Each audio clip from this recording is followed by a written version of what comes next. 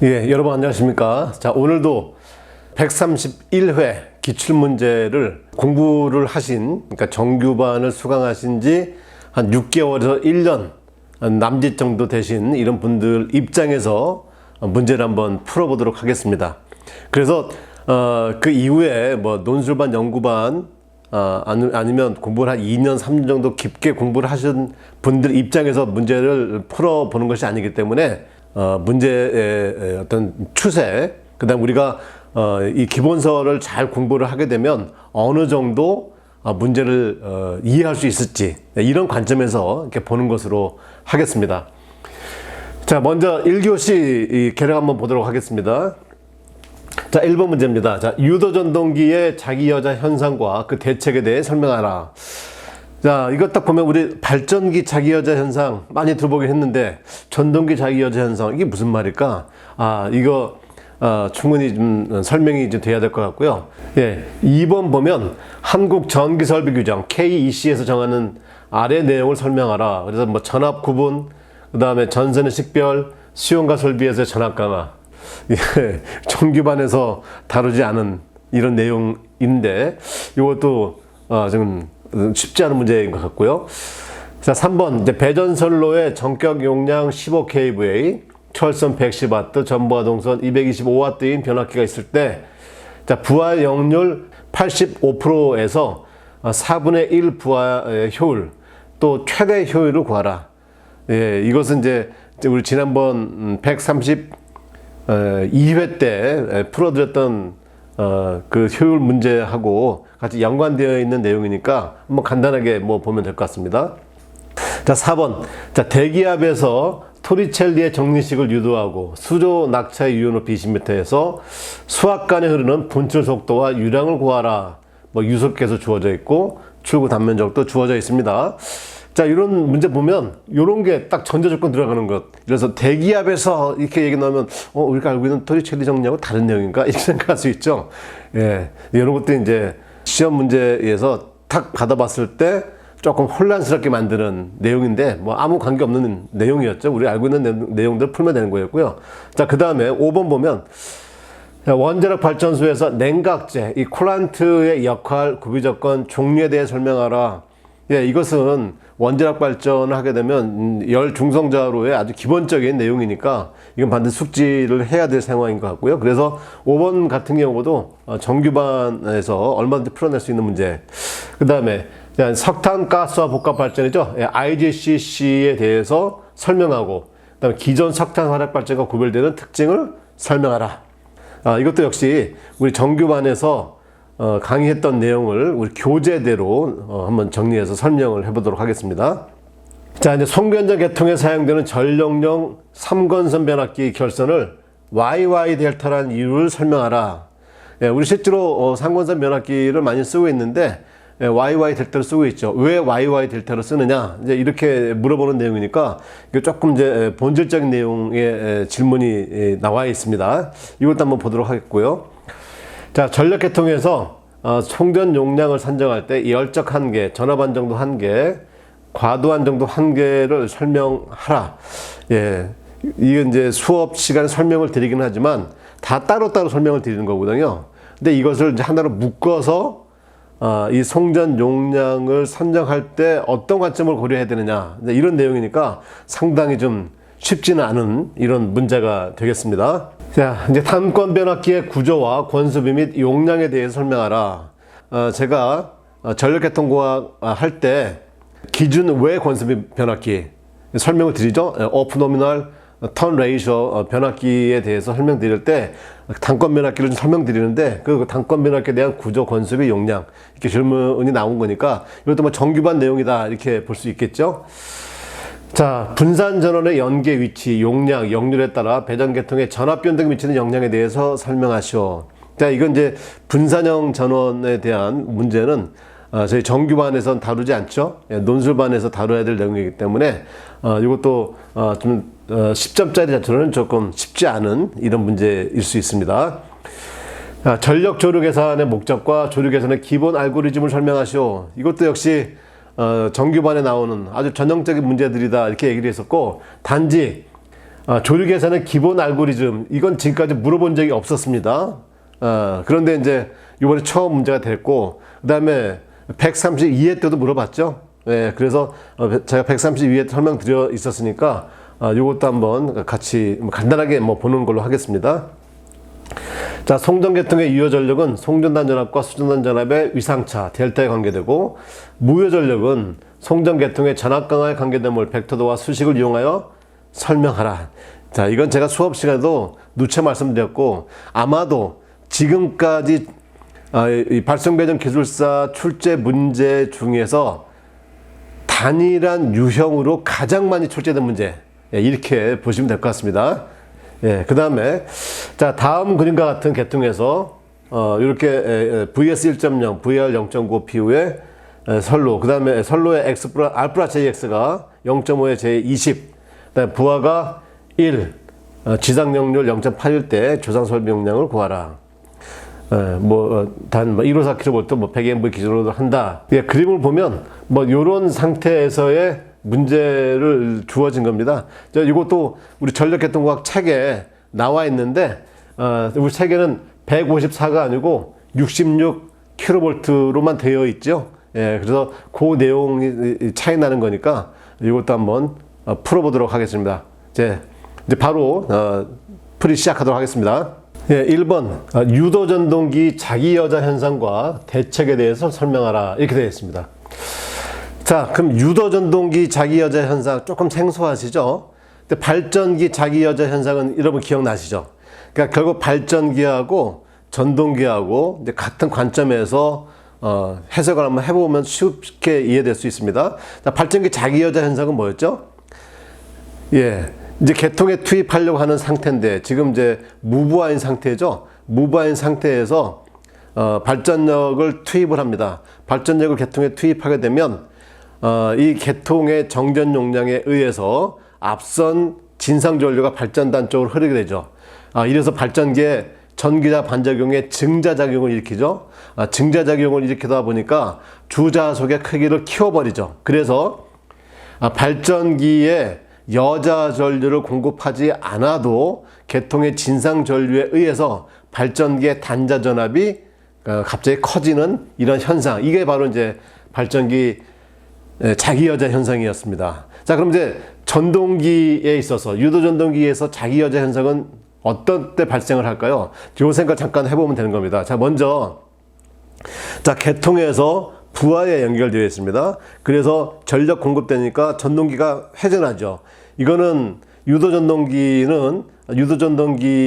회전작의 원리를 기억해 보시면 바로 이해가 되는데, 삼상을 투입하자마자 회전자계가 발생되어서 이 전동기가 회전을 하는 것이죠. 그래서 전동기를 회전시키는 것은 전력이 인가된 상태입니다. 자, 그런데 이 유도전동기 자기여자 현상은 언제 발생되느냐?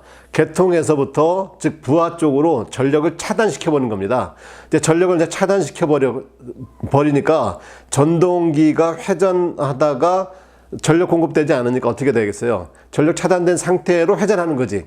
그런데 이 회전은 무슨 회전이냐면 관성에 의해서, 회전체 관성에 의해서 회전하는 겁니다. 그러니까 계속 60Hz 회전하다가 전원 딱 끝난다고 해서 바로 딱 스톱되는 것이 아니고 전원이 딱 차단되더라도 어떻게 계속 돌고 있죠. 자, 이렇게 돌고 있는 상황인데 이 전동기의 역류를 계산하기 위해서 이 전동기에 무엇이 연결되어 있냐면 병렬로 콘덴서가 연결되어 있을 때 발생하는 겁니다. 자, 전원이 차단됐고, 그러면 이 전동기는 회전을 하고 있고, 회전을 하고 있으면서 이제 병렬용 콘덴서에서 어떻게 되겠습니까? 바로 계통이 연결되니까, 부하 연결되니까 진상전류가 들어오는 것이죠. 그러니까 진상전류가 들어오면서 이 회전체에 뭐가 발생이 되겠어요? 예, 기전력이 유기되는 겁니다. 순간적으로. 근데 그 기전력이 이 이 전류가 들어오다 보니까 이 전동기 권선으로 전류가 들어오는데 그 전류 자체가 진상 전류가 들어오게 되고, 진상 전류에 의해서 전기자 반작용에 또 증자작용이 벌어지는 것이죠. 그래서 이 순간적으로 얘가 회전을 하다가 멈출 때까지 이 전기자 반정이 일어날 것이고, 그 다음에 그 전기자 반작용이 일어날 때 순간적으로 전압이 이 전격 전압보다 커지는 일이 발생을 하겠죠. 물론 그 발생되는 것은 전원이 차단되자마자 콘덴서에 진상전류가 투입되었을 때 나타날 때가 가장 큰 전압이 되겠죠. 그 다음에 어떻게 돼? 회전체 회전속도가 점점점 떨어지니까 이제 그 전기자 반정의 영향이 점점 줄어들어서 전압이 이제 떨어지게 되겠죠. 이제 그런 내용을 설명을 하는 것입니다. 그래서 요것도 이제 제가 이제 설명을 드렸지만, 요 부분에 제가 조금 검색을 하다 보니까 좀 더 자세한 설명이 나와 있는 것이 있더라고요. 자, 그게 이제 삼화 콘덴서라고 하는 업체에서 요거와 관련된 자료가 올라온 게 있습니다. 예, 삼화 엔지니어링이고요. 아마도 콘덴서 전문 업체인 것 같습니다. 자, 여기 보면은, 자, 유도전동기 부하 역률을 개선코자 전력용 콘덴서를 아래 그림과 같이 병렬 결선에 사용한다.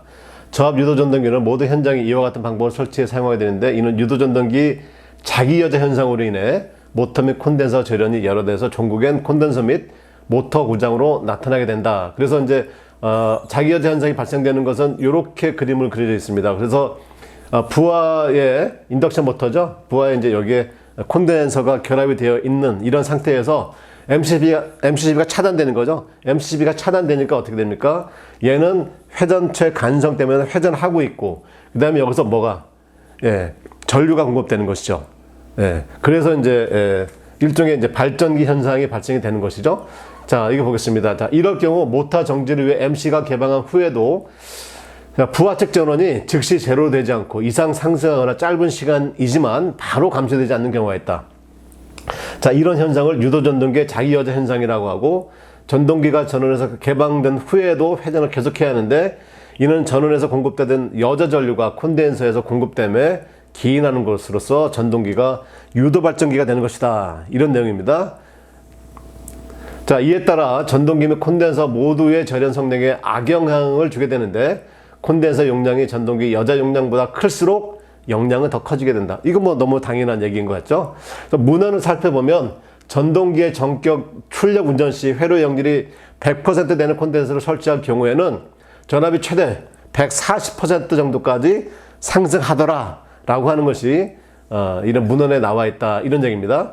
자, 이런 현상을 방지하기 위해서 어떻게 해야 되느냐? 1번, 자, 콘덴서 용량을 전동기 여자 용량보다 적은 것으로 한다. 통상 마력으로 표시한 전동기 출력의 2분의 1에서 3분의 1 정도 할 것을 추천한다. 뭐 이러겠죠. 당연히 이제 콘덴서 용량을 전동기 여자 용량보다 적은 것으로 할 것이고, 그 다음에 두 번째, 자, 아래 회로와 같이 콘덴서 전용 개폐기 MC2 얘를 설치를 해서 전동기 개폐 시 MC1과 링크시킨다, 이런 말이죠. 무슨 얘기입니까? 자, 이게 MC1이 차단됐다. 그러면 어떻게 돼? MC2도 동시에 돼. 그래서 이 마그네틱 컨택트에 의해서 차단되게 되면 여기도 같이 차단하라는 얘기예요. 투입되면 같이 투입되고, 이렇게 하게 되면은 이 전력용 콘덴서의 영향을 받지 않게 되겠죠. 자, 그 다음에 이제 상기와 같은 회로 구성으로 사용하고 있는 현재 콘덴서를 점검해 보면 콘덴서 불량을 쉽게 확인할 수 있다. 자, 이는 자기여자 현상의 발생 시간이 짧아 크게 문제되지 않으리라 판단할 수 있지만, 연속적이고 장시간 사용하면 고장에 문제가 되더라, 이런 내용이 되는 겁니다. 자, 그래서 이러한 내용을 여러분들도 한번 숙지하시고, 우리 이제 어차피 기술사 시험에 나왔으니까 이런 내용도 한번 잘 숙지를 해 두시는 게 도움이 되시리라 생각합니다. 2번 문제 보겠습니다. 자, 한국 전기설비 규정에서 정하는 아래 내용을 설명하시오. 1번 전압 구분, 2번 전선의 식별, 3번 수용과 설비에서 전압 강화, 이런 내용인데, 한국 전기설비 규정 KC에서 관련된 문제는 사실 우리 발전기 예전하고 연관이 많지 않은데, 뭐 이런 문제가 출제되었습니다. 그래서 이런 문제도 출제될 수 있겠구나, 뭐 이 정도 뭐 보시면 될 것 같고요. 그 관련된 이제 답안지를 올렸는데, 사실은 이제 이 전압 구분 정도는 제가 강의 때에도 설명을 드리기 때문에 이 정도는 뭐 어렵지 않게 이해할 수 있습니다. 자, 우리는 이제 AC 600V 이하인데 전 세계적으로는 또 보통 다 1kV 이하가 또 저압으로 규정되어 있죠. 그러니까 요 중간 정도의 전압에 갭이 실제로 있습니다. 그래서 우리가 물건을 외부로 수출할 때거나 아니면 수입을 할 때 외국에서는 저압인데 우리 들어오게 되면 뭐가 돼요? 중압이 되거나 이제 고압이 될 수도 있겠죠. 이렇게 되면 또 시험을 또 봐야 되고 여러 가지 이제 좀 거추장스러운 일이 좀 있기 때문에 이제 조정을 하다. 그래서 요건 이제 제가 수업 시간에 한번 설명을 드린 내용이고, 이 전선의 식별도 한번 보십시오. 이거 일반적으로 우리 실무적으로 많이 알고 있는 내용들인데 이것도 이제 문제로 나오면 또 적기 쉽지 않았겠죠. 그 다음에 이제 수용과 설비에서 전압 강화, 이것은 사실 저도 잘 몰라요. 그러니까 이거는 뭐 외워야 되는 건데 왜 이런 게 이제 시험에 나왔는지 좀 의아하기도 하지만 여지가 이제 이렇게 나와 있으니까 이럴 때 한번 보시고 이제 숙제 한번 하시면 좋을 것 같습니다. 이제 3번 이제 배전선로에서 전격 용량이 15kVA, 그다음 철선이 110, 전부하 동선이 225W인 변압기 했을 때 부하 용률 85%에서 4분의 1 부하 효율, 그 다음에 최대 효율을 구하라 이런 말입니다. 그러니까 두 개를 구하라는 거죠. 뭐냐면 85%에서의 부하 효율이 얼마냐, 즉 0률 85%이고 부하율이 4분의 1일 때 효율이 얼마냐, 이따 하나 있고, 그 다음에 최대 효율을 구하라 이런 말이죠. 최대 효율은 어떻게 된다고 했습니까? 철선하고 동선이 같아지게 만들어주는 부하율이 존재하죠. 그 부하율일 때 최대 효율이 되는데 그때 부하율이 얼마냐 이렇게 나옵니다. 그럼 그 부하율을 또 계산해서 실제로 그때 최대 효율이 얼마냐, 이거를 같이 계산해 봐라 이런 내용이죠. 사실 이 정도는 25점짜리로 출제되더라도 뭐 전혀 손색이 없을 정도인데 10점짜리로 출제되어서 조금 시간이 좀 부족했을 수도 있습니다. 자, 먼저 우리 예제 13-9, 우리 송배정과학 예제 13-9에 보면 변압기 효율은 철선과 동선이 같아지는 부하일 때 최고 효율로 된다고 해서 증명하라 이렇게 해서 우리 이제 기본적으로 이렇게 손실까지 표현되어 있는 규약 효율로 변압기 손실을 얘기하죠. 자, 그렇게 하면 기본적으로 이 식에다 대입하면 되겠죠. 자, PL은 이제 역류를 고려한 용량, 그 다음에 부하율까지 고려해서 A는 이제 부하율이니까 요 식에 넣게 되면은 이 4분의 1 부하일 때 효율이 나오겠죠. 그 다음에 자, 요거는 바로 뭡니까? 이것은 바로 뭐냐면, 자, 철선과 부하율의 제곱 곱하기 동선, 이게 전부하 동선이죠. 자, 그러면 어느 부하율일 때 최고의 효율이 나오느냐라고 했을 때는 이 조건이 되는 거죠. 이 조건. 그래서 철선과 P1 부하에서의 동선이 같을 때 최대 효율 조건이 된다는 것을 알 수 있다. 그래서 여기 같으면 아까 문제에서 철선값 집어넣고 그 다음에 동선값 집어넣고 하게 되면 A 값이 주어지겠죠. 몇 퍼센트 부하라고 주어질 겁니다. 그때의 효율을 이제 계산하면 된다 이런 말이 되겠죠. 계산 문제 한번 넣어보도록 합시다. 자, 효율 하니까 어떻게 됩니까? 자, 출력 플러스 철선 플러스 동선분의 출력 이렇게 돼서 지금 출력 자체가 15kVA, 거기다 역률 주어졌고 부하율이 0.25. 철선은 110W, 그러니까 0.11. 동선은 전부하 동선이 225W, 0.25 곱하기 뭐가 돼요? 부하율의 제곱. 이렇게 들어가겠죠? 자, 그래서 요거 자체가 이제 동선, 이게 철선, 그 다음에 이제 부하가 되겠죠? 좀 출력. 이렇게. 그래서 요걸 계산하게 되면 얼마예요? 96.25%입니다. 네, 4분의 1 부하인데도 어떻게 효율이 꽤 높네요. 네, 높은 상태고. 자, 그 다음에 이제 이 최대 효율 조건을 한번 넣어봅시다. 최대 효율 조건 넣어버리면 언제 70% 부하일 때 최대 효율 나오더라 이런 말이야. 70%일 때. 그러면 70%일 때의 최대 효율이 얼마냐? 그것도 계산해 봐야 되겠죠. 그래서 같은 식에 넣어서 넣게 되면 여기에 이제 0.7만 들어가면 되는 거죠. 아까 0.25 들어갔던 것을 0.7만 들어가야 되면 얼마가 됩니까? 97.59%가 되는 거죠. 97.59%. 그래서 최대 효율은 97.59%. 그 다음에 4분의 1 부하였을 때 효율은 얼마냐? 96.25%다. 이렇게 계산돼서 나오는 것이죠. 뭐 참고로 이제 손실 효율 곡선도 한번 여러분들 뭐 내용 아시는 거니까 요것도 시간 나면 답안지에 이렇게 산입을 해주는 것도 좋을 것 같습니다. 네 번째 문제입니다. 자, 대기압에서 토리첼리 정리식을 유도하고 그다음에 수존학체의 유효 높이 20m에서 수압관으로 흐르는 분출 속도, 그다음에 유량 구하라. 자, 이 토리첼리 문제 자체는 자주 출제가 되는 문제가 아닌데 요번에 출제가 되었죠. 그러니까 우리가 연석의 정리, 베르누의 정리, 토리첼리의 정리가 기본적으로 발전공학의 기본 원리로 되어 있는 건데 거의 대부분이 베르누의 정리가 나왔던 것이죠. 그런데 이게 이제 출제되었으니까 한번 보도록 하겠습니다. 자, 우리 발전공학 59페이지에서 60페이지에 이르는 부분에 나와 있지요.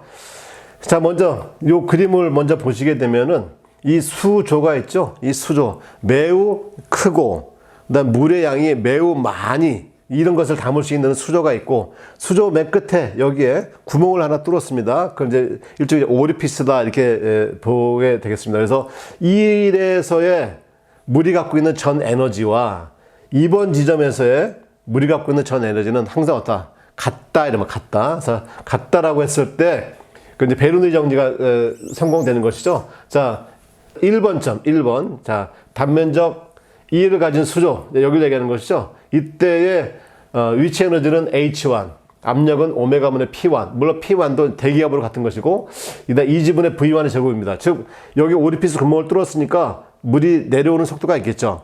근데 이 수조 자체 매우 크고, 그다음 오리피스 구멍 뚫은 이 오리피스 구멍 매우 작다 그러면 물은 분출되겠지만 내려오는 속도가 어떻게 돼? 거의 무시할 만 하겠죠. 네, 그래서 무시할 만 하다. 그다음에 P1과 P2는 대기압으로 같다. 그다음 두 번째 거 보겠습니다. 그다음에 이 H2가 있는데 H2는 뭐예요? 수조의 맨 밑부분이다 보시면 돼. 아주 밑부분이니까 여기도 어떻게 이 H2를 거의 고려할 필요가 없을 것 같습니다. 무시할 수 있다 이런 얘기겠죠. 대기압 같고 2지분의 V의 2제곱. 이때 분출되는 속도가 얼마냐 이 얘기를 하는 거예요. 그러면 자, 여기 H1 존재하고 그다음에 오메가분의 PA, 오메가분의 PA 서로 같은 거죠. 그래서 무시할 수가 있고, 떨어지는 속도 이것도 무시할 수 있다. 제로다.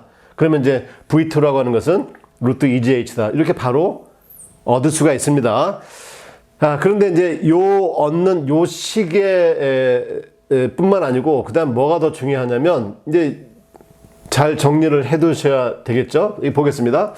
자, 이 관계식을 토리첼리 정리라고 말한다. 실제는 물의 점성, 분출공에서의 마찰 손실 등이 있기 때문에 실제 분출 속도는 이 Vt보다 약간 작아지죠.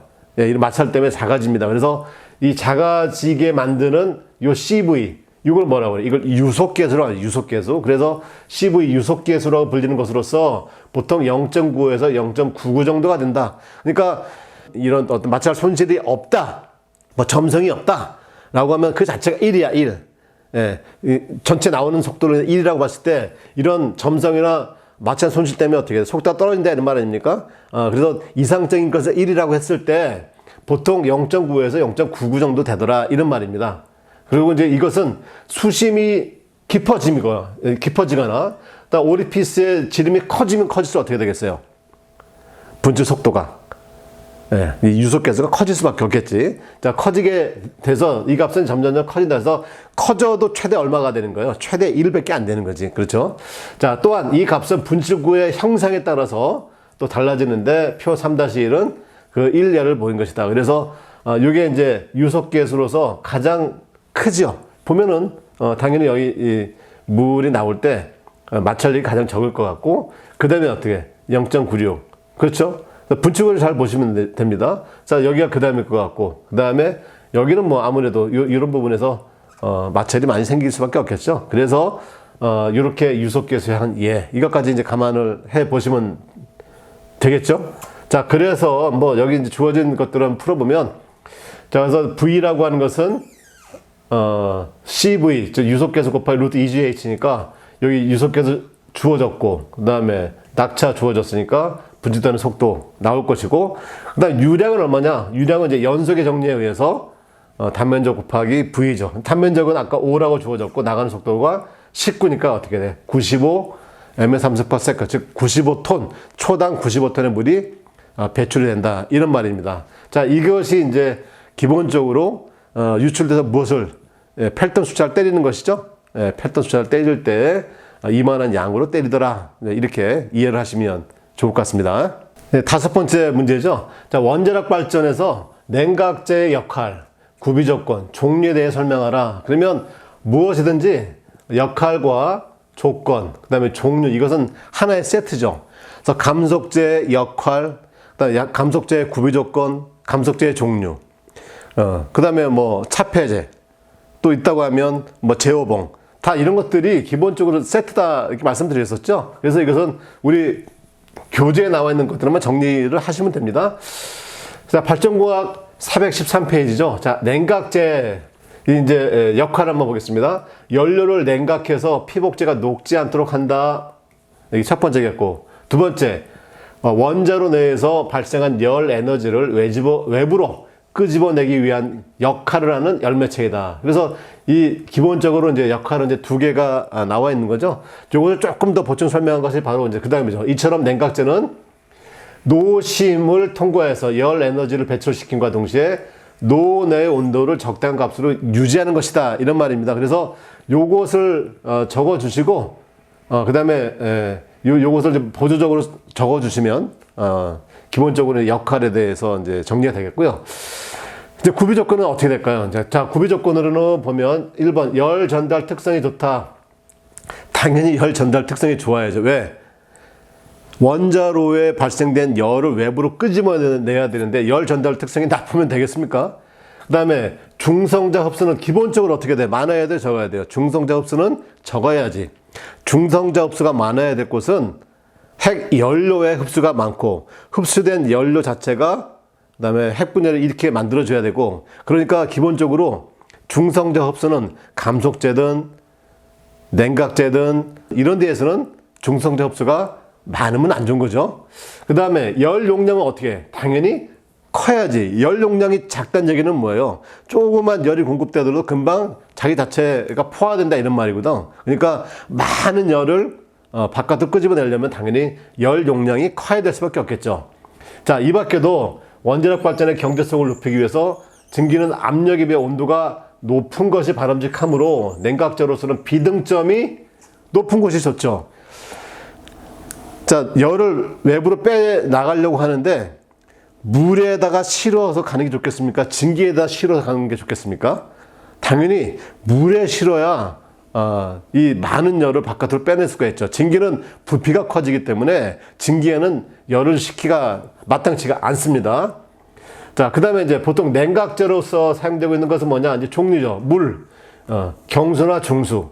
뭐 경수로 같은 경우는 경수, 중수로 같은 경우 중수 이렇게 될 거고, 그 다음에 액체 금속, 그 다음에 가스 등 용해염이다 이렇게 돼 있죠.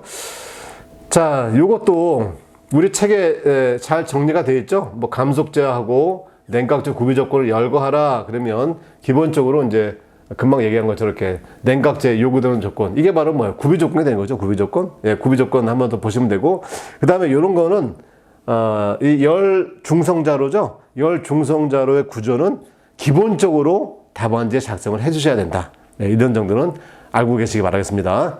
네, 그 다음에 6번. 자, 석탄 가스화 복합 발전, IGCC 이렇게 얘기합니다. Integrated Gasification.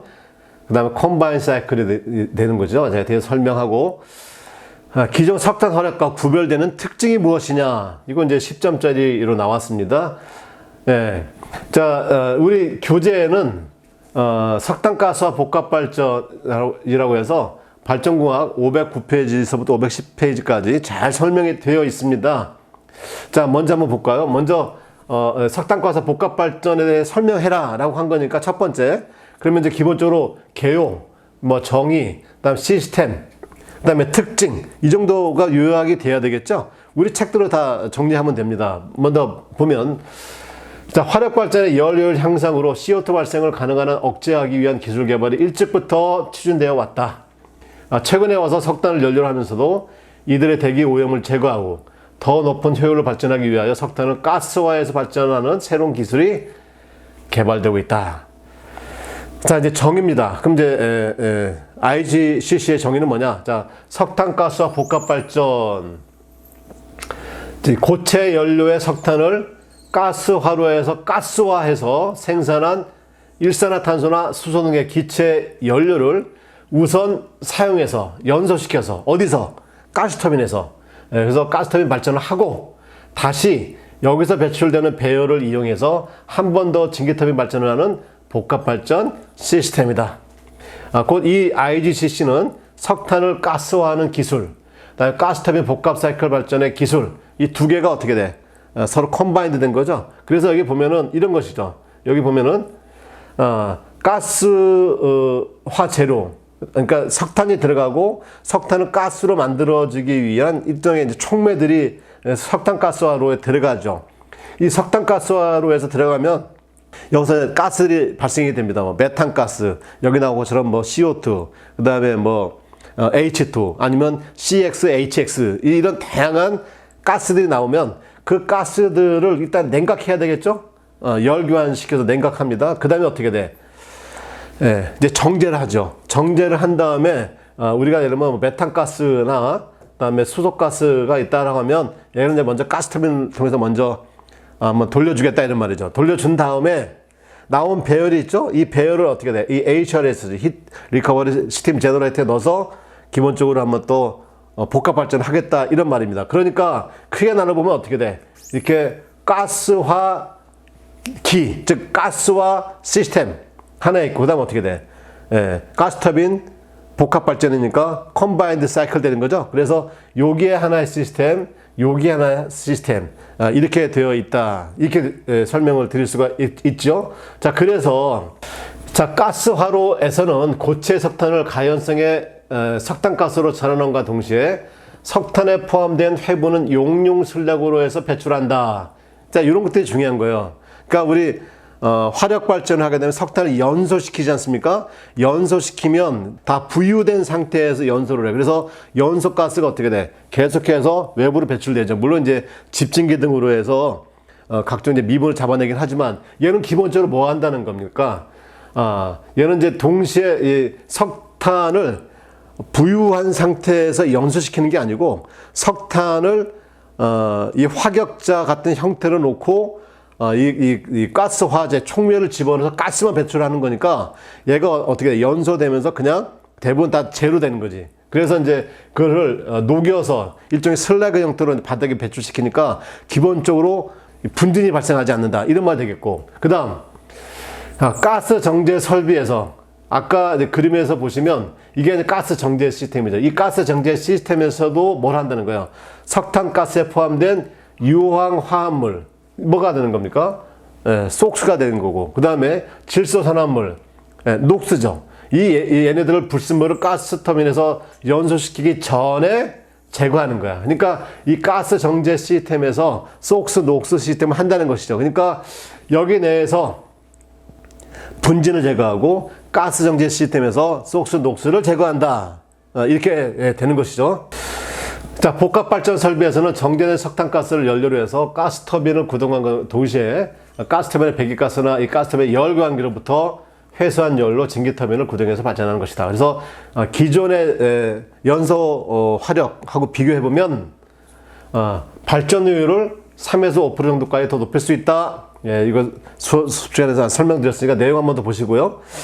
자, 두 번째, 매진, 속스 등의 배출량이 감소되고 온배 수량도 30% 정도 줄어들어서 환경 성능이 매우 우수하다. 이게 이제 기본적으로 우리 이 기존의 미분탄 연소 발전 방식하고 이제 차이가 되는 것이다. 이렇게 하는 것이죠. 자, 그 다음에 자, 석탄을 가스터빈에서 사용하기 위해서는 우선 가스화 공정에서 기체 연료로 전환한 다음에 부식 성분이라든지 분진 등을 제거한 후 가스터빈 사용 환경에 적합한 연료로 하는 이런 가스 정제가 필요하다. 이게 바로 아까 위에서 봤었던 가스 정제 시스템이 되는 것이죠. 자, 이런 내용이 있으니까 이걸 또 잘 정리하면 어떻게 돼요? 이 자체가 우수한 답안지가 되는 것입니다. 예, 7번 문제입니다. 자, 송변전 계통에 사용되는 전력용 3권선 변압기 결선을 YY 델타라 하는 이유가 뭐냐? 이유로 이제 설명을 하라. 이런 얘기입니다. 이게 상당히 쉽지 않은 내용입니다. 자, 우리가 일반적으로 이제 2권선 변압기 하는 경우에는 Y 델타를 할지 델타 Y로 하게 됩니다. 그 이유는 Y 결선을 해서 중선점을 접지를 하려고 하는 것이고, 델타 같은 경우에는 기본적으로 고조파, 3고조파의 영향이 없기 때문에 그렇죠. 자, 그런데 우리가 이제 YY 결선을 사용하고 싶죠. 왜? 1차도 Y, 2차도 Y면 둘 다 중성전 접지를 할 수가 있죠. 중성전 접지를 하게 되는 순간 절연 비용이 확 떨어지는 거 아닙니까? 그러면 우리가 투투나인이나 이런 곳에서의 절연 비용과 154, 345, 765 전압이 높아질수록 이 절연 비용의 절감은 어마어마하게 크죠. 그래서 이 초고압으로 갈수록 중성전 접지를 하고 싶은 겁니다. 근데 이제 중성전 접지를 하게 되면 이제 여러 가지 이제 문제가 존재합니다. 이제 이 문제가 존재하는데 그 문제의 해결책이 뭐란 얘기야? 델타 결선이다. 이런 얘기입니다. 자, 그럼 이제 문제점 고찰을 한번 보겠습니다. 자, 변압기는 기본적으로 철심, 포화와 히스테리시스가 있죠. 그래서 여자 전류하고 자석 중 어느 한쪽은 반드시 외형파가 되어야 한다. 자, 이것은 우리 히스테리시스 곡선을 한번 생각해 보면 되겠죠. BH 곡선이니까 이 BH 곡선에서 항상 어떻게 됩니까? 이 자개가 증가한다고 해서 자개가 증가할 때, 자개가 감소할 때 전부 다 선형으로 되지 않죠. 분명히 이제 비선형되는 부분이 존재하죠. 그 비선형되는 부분이 바로 뭐 일종의 포화가 되는 곳이죠. 그 포화가 된다라고 하는 것은 제가 강의 시간에도 포화의 어떤 의미도 설명을 드렸었지만 일단 이곳에서 좀 설명을 드리고자 하는 것은 포화가 된다면 포화되는 곳에서 다양한 고조파가 발생된다. 이런 얘기입니다. 고조파가. 그래서 즉 자속 포화에 의해서 여자 전류가 왜곡되지 않으면 자속이 왜곡되거나 그럼 이제 자속이 왜곡되면 당연히 어떻게 돼? 유기기전력이 왜곡되겠죠? 왜냐하면 이 기전력이라고 하는 것은 dt분의 d파이가 되니까 이 자체가 왜곡된다 그러면 얘도 왜곡이 되는 거야. 얘가 비정연파다. 얘도 비정연파가 되는 것이죠. 그래서 여기서 중요한 것만 정리하겠습니다. 자, 자속 포화에 대해서 여자 전류가 왜곡되지 않으면 자속이 왜곡돼야 된다는 말입니다. 그럼 자속이 왜곡되면 유기기전력이 왜곡되죠. 만약에 여자 전류가 왜곡되면 자속 자체도 왜곡되지 않을 것이고 자속이 왜곡되지 않으면 기전력도 당연히 정연파가 나오겠지. 예, 그래서 이 두 가지 조건이 됩니다. 여기서 중요한 것은 변압기는 철심 포화, 그다음에 히스테리시스 이것 때문에 여자 전류, 이 여자 전류가 결국 이제 자기 H가 되는 것이고 그것과 자속 파이. 예, 그래서 이제 BH 이 곡선을 잘 기억해 보시면 될 겁니다. 자, 그럼 이제 변압기 외형파는 변압기 과열, 손실 증가 원인이 되고 그리고 영상 성분은 접지선을 통해 인근 통신선 유도장의 원인이 되죠. 자, 만약에 이제 1차하고 2차가 둘 다 YY 결선했습니다. 자, 그래서 결선한 다음에 중성전 접지를 안 하면 어떻게 돼? Y 결선 해놓고 중성전 접지를 안 하면 어떻게 됩니까? 대지 정전 용량 차이에 의해서 중성점에 전압이 형성되죠. 그 형성된 전압을 뭐라고 해요? 잔류 전압, 레지듀얼 볼티지 이렇게 표현한다고 그랬었죠. 그래서 이 잔류 전압이 발생해서 뭐 중성점 이동, 뭐 유도 장애를 발생시킨다. 또 접지를 하게 되면 어떻게 돼? 기본적으로 영상전류, 즉 3고조파의 통로가 형성되니까 당연히 이제 기전력은 이제 정연파가 되지만 고장전류에 의한 유도 장애가 발생되는 거죠. 3고조파에 의해서 불평형 전류가 흐르면 이제 유도가 되더라 이런 말이에요. 그래서 YY 결선하면 접지를 해도 문제, 접지를 하지 않아도 문제 이렇다 이런 말이야. 그렇죠? 자, 그러면 대책은 뭐냐? 대책은 자, 만약 1차 측 Y 결선의 중성점이 접지되어 있지 않으면 1차 측에 중성점이 접지되지 않으면 고조파 통로가 없죠. 그러니까 고조파 통로가 없으니까 이 기본적으로 여자 전류 상고조파는 흐를 수가 없죠. 그래서 이때는 여자 전류가 상고조파를 포함하지 않아서 정연파가 됩니다. 여자 전류가 정연파되면 아까 자속이 뭐가 돼야 돼? 이제 왜곡이 되는 것이 자속이 왜곡이 돼야 되고 자속이 왜곡이 되면 기전력이 변압기에서 기전력이 왜곡이 될 수밖에 없는 겁니다. 그래서 유기기전력이 비정연파가 되어서 3고조파를 포함하게 되기 때문에 이건 뭐 당연히 사용할 수 없죠. 왜? 우리가 공급하는 이 공급파형이 공급파 자체가 외형파가 들어가 있다. 이건 말을 할 수 없는 거죠. 따라서 반드시 1차 측의 Y결선은 접지가 돼 있어야 돼. 접지가 돼 있도록 합니다. 그 다음에 Y결선의 중성점이 접지되어 있으면 여자 전류의 3고조파는 접지선으로 3상의 합이 함께 흐르죠. 따라서 기전력은 정연파가 되지만 대신에 3구조파가 상시 중점점의 접지선을 통해 흐름으로써 이제 유도장애의 문제가 됩니다. 자, YY 결선 후에 접지를 한 후 보조건선으로 이제 델타 결선을 하면 1차 측에 의한 고조파, 그 다음에 이건 이제 여자 전류에 의한 이제 고조파를 얘기하는 것이고, 2차 측에 의한 영상 성분 또 상고조파가 발생할 수 있겠죠. 왜?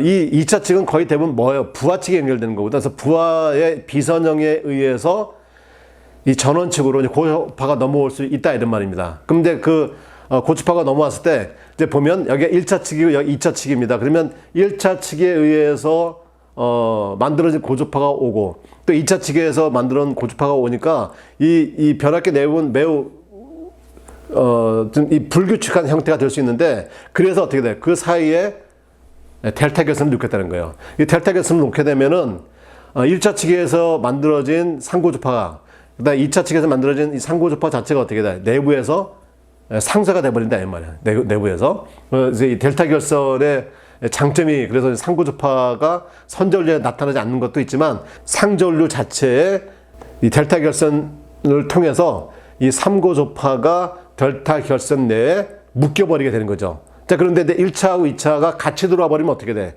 얘가 이제 방향에 따라서 서로 상쇄가 돼버린다는 말이야. 자, 그래서 따라서 YY 결선을 사용하려면 제3의 델타 결선을 두어서 여자 전류에 3고조파의 통로를 만들어 주어서 상권선 변압기를 사용하고 있다. 이런 얘기입니다. 위에 잠깐 다시 보면 이제 델타 결선 내에서 상쇄돼서 계통에는 상고조파가 발생되지 않는다. 그래서 요 내용을 좀 어렵긴 하지만 잘 좀 숙지를 해 두셨으면 좋겠습니다.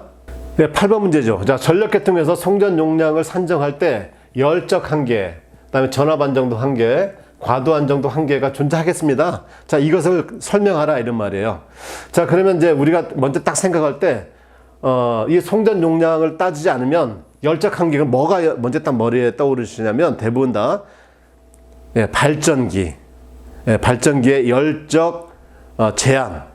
그래서 특히 이제 진상 운전 시에 발전기의 과열 이런 부분을 많이 생각을 하게 되죠. 물론 이제 지상 운전을 과하게 하더라도 전기자 권선에서 이제 과열이 생길 수가 있는데, 자, 그것은 발전기의 진지상 운전은 발전기 자체가 계통의 어떤 상태가 됐든지 간에 계통의 여건에 따라서 이제 진지상 운전을 하는 것이고, 여기서 얘기하는 건 뭐예요? 송전 용량을 산정하는 겁니다.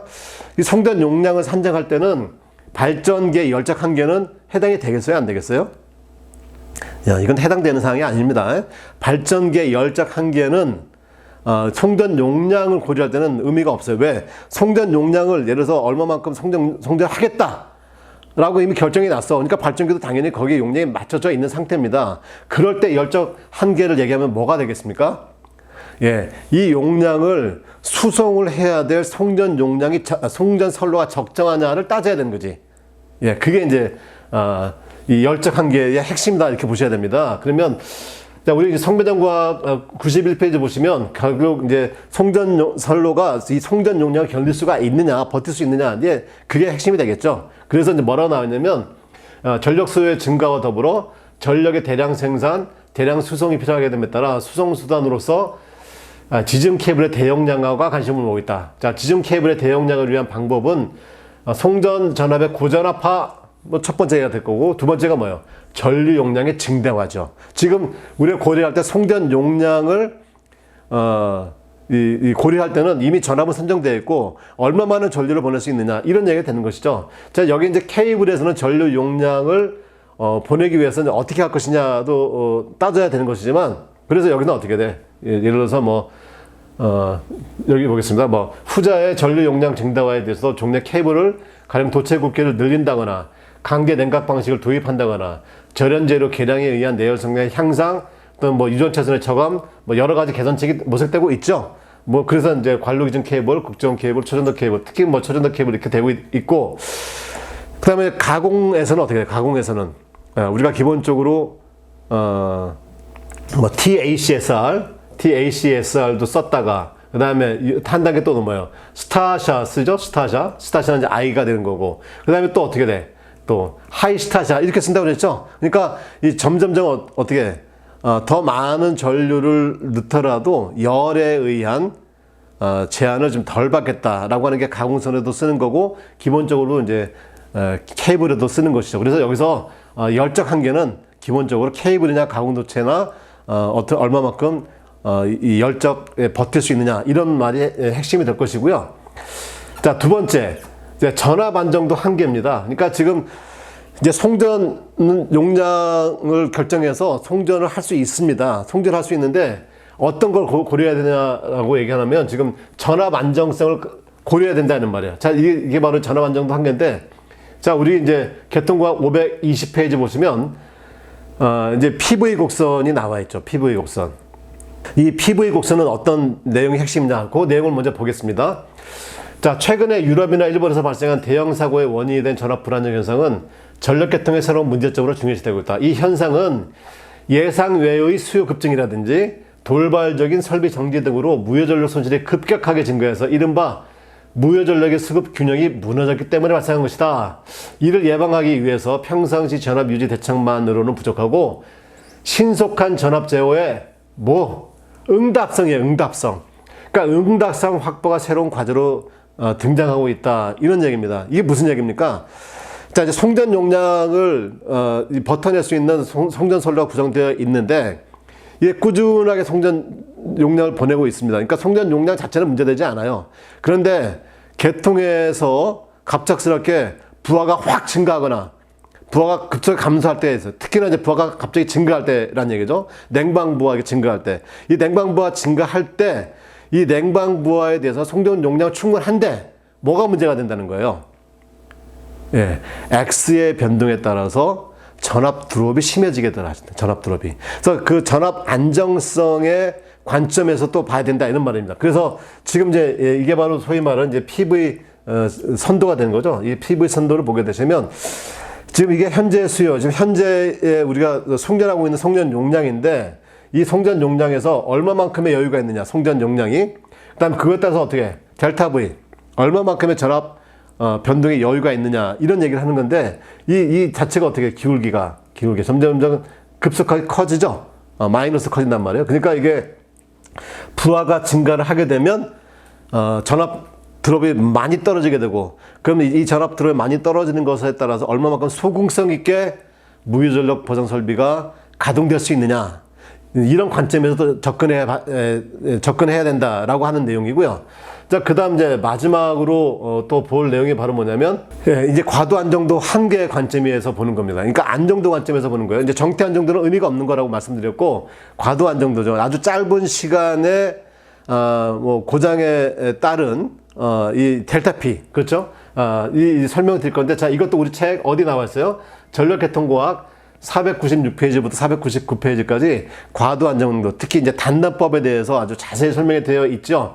자, 여기 기본적으로 보면, 자, 지금 운전 중인 이미 동기가 계통에 외란이 발생해서 입출력에 평형이 깨어지게 되면 각 속도 위상각이 이에 따라 변동해야 되는데, 이때 변동 상황은 다음에 동요 방정식을 풀어서 구할 수 있다. 자, 이 식의 의미, 자, 이게 중요한 겁니다. 앞에서 설명한 바와 같이 과도 시에 우변과 같은 입출력의 차, 입력과 출력의 차, 즉 델타 P가 발생이 되면 회전체는 좌변처럼 속도 변화를 한다. 속도 변화. 이 속도 변화를 하게 된다는 것이다. 따라서 과도 안정도 문제는 이 동요 방정식으로부터 델타와 델타 P의 시간적 관계를 구하는 것이다. 자, 무슨 얘기냐면, 자, PI, 즉 발전력, 송전 용량 일정하게 보내줄 수 있다, 이런 말입니다. 그런데 PN, 이게 바로 부하의 상태야. 부하가 갑자기 차단돼 버렸습니다. 부하가 갑자기 차단돼 버리면 발전력이 많이 남잖아요. 발전력이 많이 남으니까 발전기의 관성을 키우는 쪽으로 에너지를 해소해 버리니까 어떻게 돼? 상차각이 증가한단 말이에요. 상차각이 쭉 증가해 버리면 어느 순간 되면 어떻게 돼요? 다시 돌아올 수 없는 강을 건너버리는 거지. 그게 바로 뭐예요? 탈조. 이렇게 되면 개통이 이제 안정성을 잃어버리는 것이죠. 그러니까 여기서 이 송전 용량을 고려할 때 또 하나 관점은 뭐냐면, 부하에 따라서 이 델타 P가 벌어지면 델타 P에 따라서 얼마만큼 빠른 시간 내에 이 PI하고 PN의 값을 줄여줄 수 있느냐. 그러려고 하면 PN이 갑자기 고장나면 PN이 뚝 떨어진다 그러면 어떻게 해? PI를 줄여주든지 pN 떨어진 것을 놔두고 PI를 일정하면 어때? pN을 빨리 키워준다든지 이런 이제 소궁성이 얼마나 과도적으로 이것을 따라와 줄 수 있느냐 이라고 하는 관점에서 과도한 정도 관점에서 이 송전 용량도 고려해야 된다 이런 얘기가 되는 것이죠. 그러니까 따로따로 놓고 보면 쉬운 얘기는 아닌데 모아놓고 보면 이 전체가 이 송전 용량을 따질 때 이런 것도 고려해야 된다 이런 것을 생각할 수 있고 이 그림은 얼마만큼 빠른 시간에 차단을 해주면 이렇게 계속 상차각이 벌어지지 않고 이렇게 안정화로 들어가게 되느냐라고 하는 것을 그림을 그린 것이니까 이것도 지금 사실은 10점짜리 문제로는 적합하지는 않다. 예, 매우 어려운 건데 그래서 이것을 이렇게 많은 답안지를 쓸 필요 없이 핵심적인 내용만 몇 가지 그리고 그림 이렇게 간단하게 편집해서 넣어주면 충분한 답안지가 된다 이렇게 설명드릴 수 있겠습니다. 네, 9번 이제 단권 변압기 구조와 건수비, 용량에 대해 설명하라 이러는 것이죠. 그러니까 여기서 물어보는 게 뭡니까? 구조가 어떻게 되어 있느냐, 그 다음에 건수비가 어떻게 되어 있고 용량은 어떻게 되냐. 자, 여기서 건수비라고 하면 이 다른 말로 이 건선 분비다 이렇게 보면 돼. 건선 분비, 건수비가 건선 분비입니다. 단권 변압기는 건선을 얼마만큼 나눠 썼느냐, 얼마만큼 더 효율적으로 썼느냐 이 얘기를 하는 거예요. 그래서 구조, 건선 분비, 용량 이거 설명하면 되는 겁니다. 그러면 이제 먼저 구조 어떻게 되나 볼까요? 변압기 1차, 2차 건선의 일부를 공유하는 구조다 이렇게 돼 있죠. 예. 예를 들면 이제 이게 1차 건선이고 이거 2차 건선이라 보면 여기에 이제 154에 345다. 345다. 이렇게 보겠습니다. 그러면 여기는 블록 건선이라고 해서 같이 나눠 쓴 건선. 요건 이제 직렬 건선입니다. 그래서 블록 건선이 중요한 겁니다. 여기 같으면 어떻게 154를 서로 같이 공유하고 있는 거죠. 그래서 건선의 공유 부분을 공통 건선, 블록 건선이라고 하고 공유하지 않는 부분을 직렬 건선이라고 한다. 자, 단권 변압기는 이건선 변압기에 비해서 동량의 감소. 왜? 여기 345면 이만큼 같이 썼으니까 154만큼 같이 쓴 거잖아요. 그러니까 154만큼에 대한 건선의 동량이 감소하겠지. 그래서 크기 및 중량이 감소되는 장점을 갖는 변압기. 그래서 우리나라 345 이상 초과 변전소에 채용되고 있다. 그럼 이제 구조를 갖다 승합 변압기 예잖아요. 그럼 이걸 제가 수업 시간에 설명드린 것처럼 이렇게 간단하게 그리시면 됩니다. 자, 원래는 이렇게 변압기가 있었습니다. 1차, 2차 이렇게 변압기가 있는 거죠. 자, 승합을 하니까 어떻게 될까? 자, 1차 측에 예를 들면 여기가 2원이고 여기가 2투다 이런 말이야. 2투다. 그러면 여기 이렇게 연결을 한번 해본 거죠? 연결을 쫙 펴보니까 어떻게 돼? 2투가 위로 올라가지. 그래서 2투가 위로 올라가서 올라갔고 그 다음에 2완이 밑으로 있는 거지. 2완이 이렇게 있습니다. 2완이. 그래서 요만큼 이제 같이 쓴 거지. 그래서 요게 2완, 요게 2투 이렇게 되는데 아까처럼 여기가 승합이니까 154에 345다. 그러면 이게 1549, 이게 345면 여기에 걸리는 전압이 얼마가 돼버려요, 여기에. 이게 499가 되는 거잖아요. 그래서 499가 아니고 얼마? 얘를 345를 해주고 싶은 거야, 345. 그럼 여기 얼마만 되면 돼요? 345에서 154 뺀 191만 되면 되겠지, 191만. 이렇게. 그래서 이 154를 거쳐서 나눴으니까, 원래 이건선 변압기에 345에 해당되는, 예를 들어서 뭐 345번을 감았다라고 하면 걔를 얼마를 감으면 되는 거야? 191번만 감으면 된다. 이런 말이 되는 거죠. 이렇게 요것을 그대로 이렇게 간 겁니다. 갖고 왔다고 보시면 되죠. 예, 그래서 이제 요 이제 구조 이렇게 설명을 드렸고, 이건 수업 시간에 이제 더 자세히 뭐 설명을 드리기도 합니다만, 자, 그러면 이제 권수비, 권선분비 이렇게 표현하죠. 이 권선분비는 어떻게 표현되냐면, 자, 자기 용량을 선로 용량으로 나타냈다. 이렇게. 자기 용량을 선로 용량. 그럼 자기 용량은 여기서 뭘 얘기하는 거예요? 자기 용량은 이만큼. 좀 E2 같으면 요만큼이 자기 용량이 되는 거고, E1 같으면 여기가 자기 용량이 된 거지.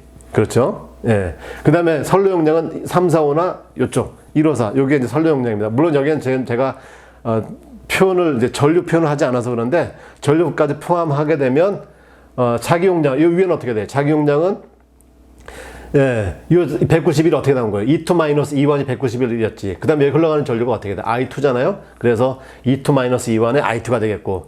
그 다음에 공급되는 선로 용량은 어떻게 돼? E2의 I2가 되겠지. E2의 I2. 이렇게. 그럼 이제 1차 측에도 보면 어떻게 될까요? 1차 측에 보면 E1의 I1. 여기에 걸리는 게 I1이 들어가니까 E1에 I1 여기에 걸리는 게 이제 선로 용량이 될 것이고 밑에 그다음에 부하 용량 자기 용량 어디 여기에 걸리는 거지 여기. 자 여기는 어떻게 돼? 이렇게 전류가 오고 또 전류가 I2로 빠져나가야 되니까 I1 마이너스 I2 이렇게 돼줘야 되겠죠? 예. 그래서 요게 이제 바로 뭐냐면 권선 분비가 되는 것이다. 예, 이렇게 됩니다.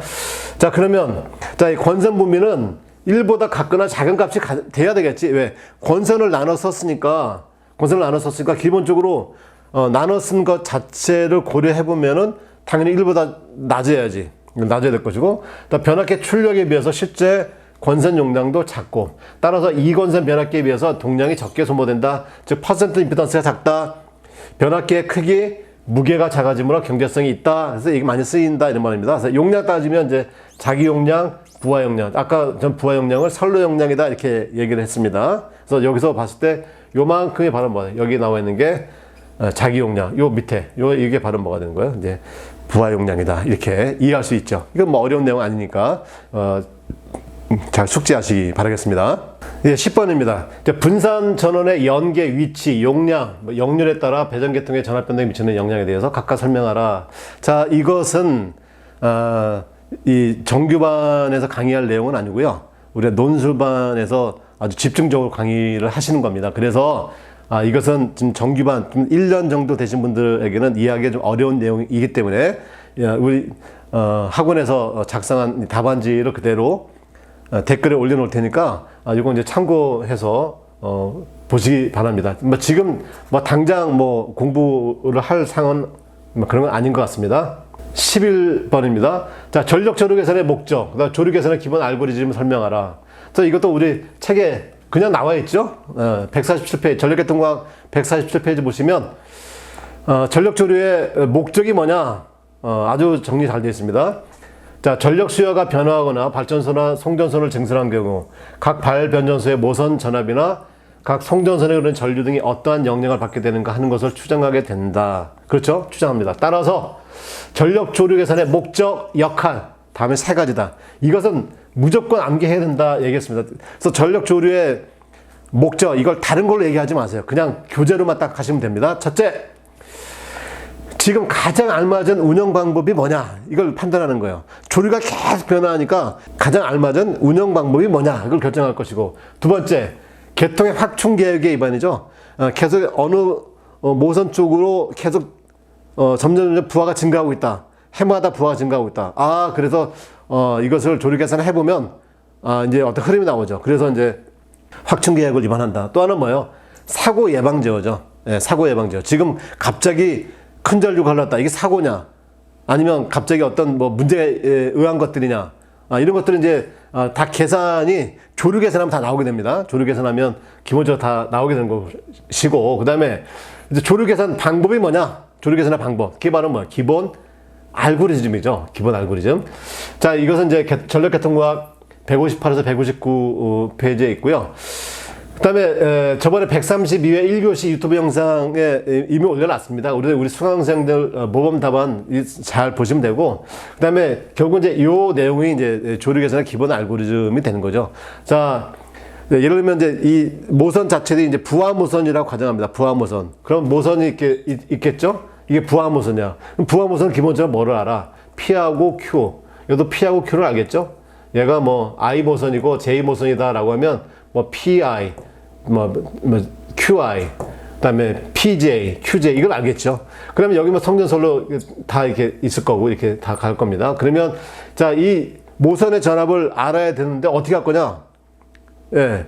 그럼 어떻게 돼? 여기에 이 모선의 전압의 크기를 임의로 그냥 가정을 하는 거야. 그러면 얘만 가정을 해? 얘도 당연히 가정을 해야지. 왜? 얘도 부하 모선이니까 계산해서 우리가 알아야 된단 말이에요. 그래서 이제 이거는 적당히 가정합니다. 적당히 가정을 하게 되면 그 다음에 PI하고 QI 구할 수 있죠. 왜? P 플러스 JQ가 뭐가 되는 거예요? 2의 I의 콘주게이트 아닙니까? 만약에 이게 II다. 이렇게 된다고 하면 뭐가 돼? 2I의 시그마 J가 1부터 N까지, 그다음 J와 I가 다르고 Y, IJ의 EJ, 이것에 콘주게이트를 넣어서 이 값을 전력 방정식 구할 수 있다고 그랬잖아요. 그렇죠? 그러면 지금 여기서 얘도 추정값. 그렇죠? 그 다음에 얘는 알고 있는 값이니까, 그러면 얘도 추정값, 얘도 추정값이 되는 거야. 다 추정값 돼서 그러면 어떻게 돼? PI, JQI가 나오겠죠? 그럼 추정값이 나오는 거지. 근데 이 모습은 우리가 어떻게 해? PI, JQ 우리가 알고 있잖아. 알고 있는 거야. 그래서 이 PI하고 그다음에 PI 다시 계산해서 나온 거가 있다고 하면 이 차이가 바로 뭐예요? 이게 이제 델타 P가 되는 거지. 이 델타 P 또는 플러스 뭐 J의 델타 Q가 나온다고 하면 얘를 어떻게 한단 말이야? 얘를 이 편차가 제로가 되도록 또 계속 반복 계산을 해라 이런 말이야. 반복 계산. 자, 그래서 이제 이렇게 풀어나가는 방법 자체가 조류 계산의 기본 알고리즘이다. 이건 쉬운 거 아닙니다. 제가 이렇게 설명을 이렇게 드렸지만 저희 수강하시는 분들은 다 무슨 말인지 알아들어요. 그런데 이 전력조류 계산이 제대로 잘 모르면 무슨 말인지 잘 모르겠죠. 여하간 한번 책을 보고 잘 숙지를 하시고 저희 수강생분들께서는 이게 그렇지 이렇게 하고 이해하시고 보시면 되는 겁니다. 예, 12번 문제입니다. 송전계통의 유효전력은 뭐 송전단 전압과 수전단 전압의 일상체에 관계되고 무효전력은 전압과의 관계됨을 뭐 벡터도와 수식을 이용해 설명하라. 자, 이게 전력계통과학 343페이지 문제 그대로입니다. 그대로고, 자, 이것은 지금까지 단일한 문제로 출제가 가장 많이 된 거죠. 가장 많이 된 거이고, 그래서 이것을 이해를 잘 못한다 그러면 이건 좀 안 맞는 얘기이죠. 안 맞는 얘기고, 그래서 기본적으로 뭘 기억해라? 항상 계통도를 기억하고 그다음에 벡터도를 기억해라 이렇게 했습니다. 벡터도를 기억해라. 예, 그래서 요거 좀 틀려서 제가 이제 I갈로 했는데 그림이 좀 잘못됐네요. 그래서 요거는 이제 기본적으로 단거리 벡터도를 이용해서 구하시면 이거 충분히 이해가 되고, 그다음에 132회 때 또 한 번 더 설명해 놨으니까 그 참고해서 공부하시기 바라겠습니다. 이거 그냥 넘어가도록 하겠습니다.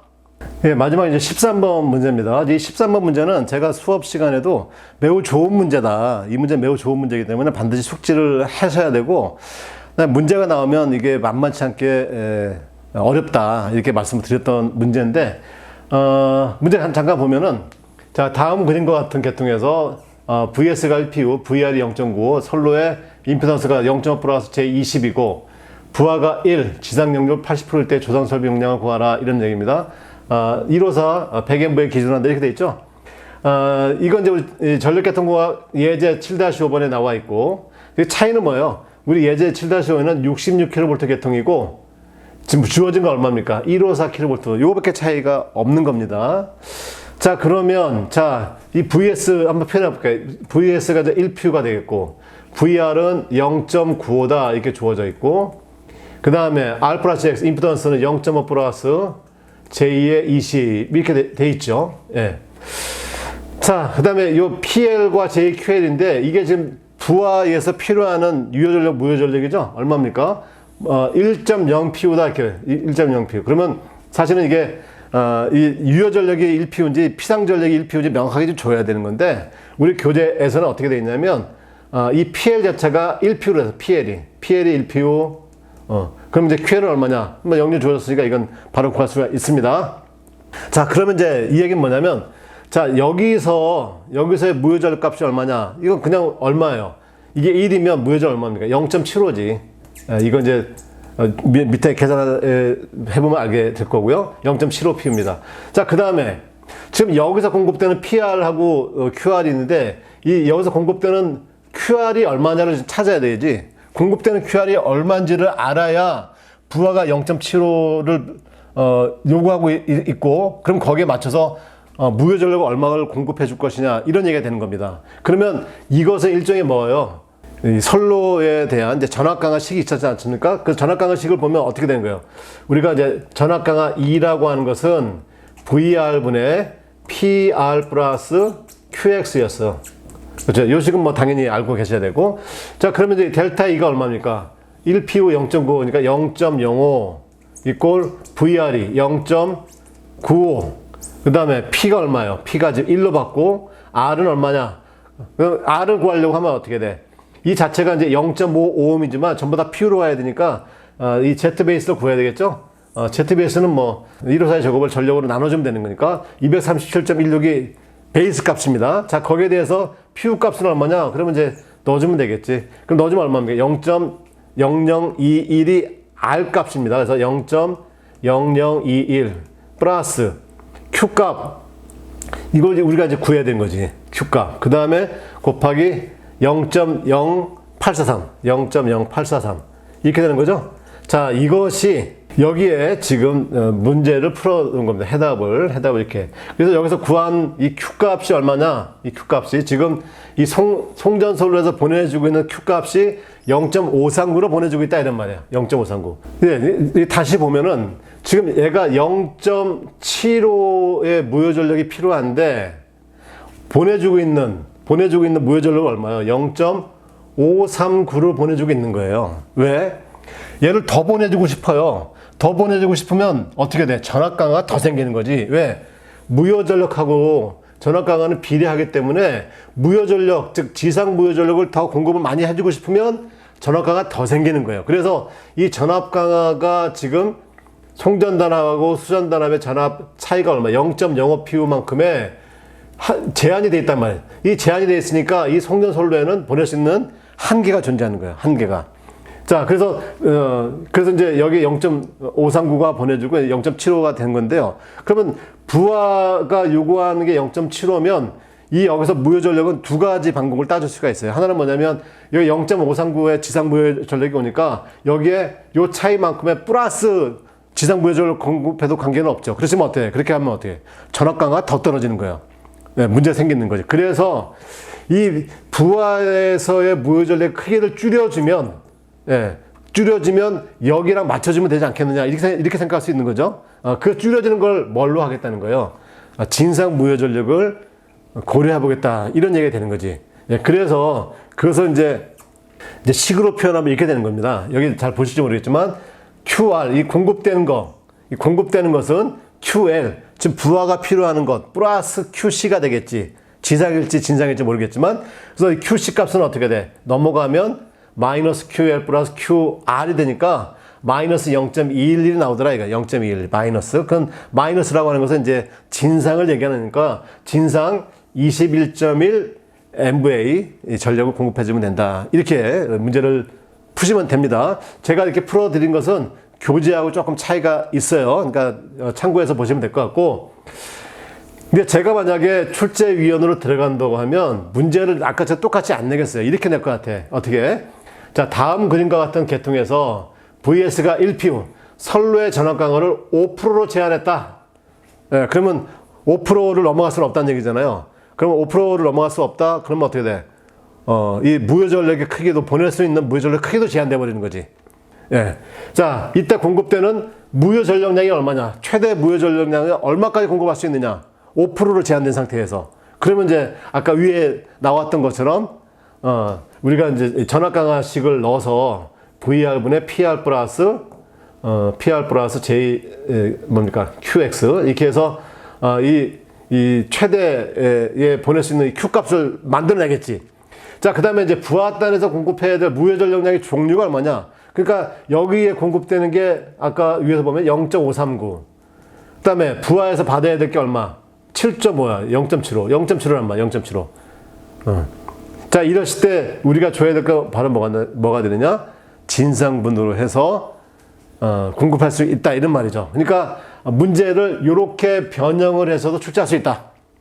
그죠? 요거 이제 잘 이해를 하시면 어렵지 않게 됩니다. 그러니까 문제 자체가 어려운 문제는 아닌데 일종의 여기서의 전압 강화의 어떤 식도 기억을 하고 계셔야 되고, 그 다음에 이 무효 전력, 필요한 무효 전력보다 덜 공급하고 있을 때의 방법이 뭐냐? 그게 바로 이 부하단. 여기 같으면 이제 부하단 내지는 부하모선에서 진상 무효 전력을 공급함으로써 부하에서 요구하는 무효 전력의 크기를 줄여주더라. 이렇게 해서 줄여줘서 어떻게 공급되는 무효 전력하고 서로 같게 해주는 이렇게 계통을 운영을 하고 있다. 이렇게 보시면 되겠죠. 그래서 오늘 전체 13문제를 풀어봤습니다. 이 중에서 이 정규반, 기본 서반에 해당되는 문제도 있고 그렇지 않은 문제도 있는데, 그렇지 않은 문제들도 나왔다 하더라도 우리가 이제 조금 더 공부하는 관점, 또 폭을 넓히고, 그 다음에 교과서, 즉 교재죠. 교재를 충분히 정독을 하게 되면 어려워 보이는 문제도 어려워 보이지 않는다. 이런 얘기입니다. 그러니까 제가 늘상 말씀드리지만 합격의 가장 빠른 방법은 정독이다. 이거 잘 명심하시기 바랍니다. 자, 오늘도 여러분 수고 많으셨습니다.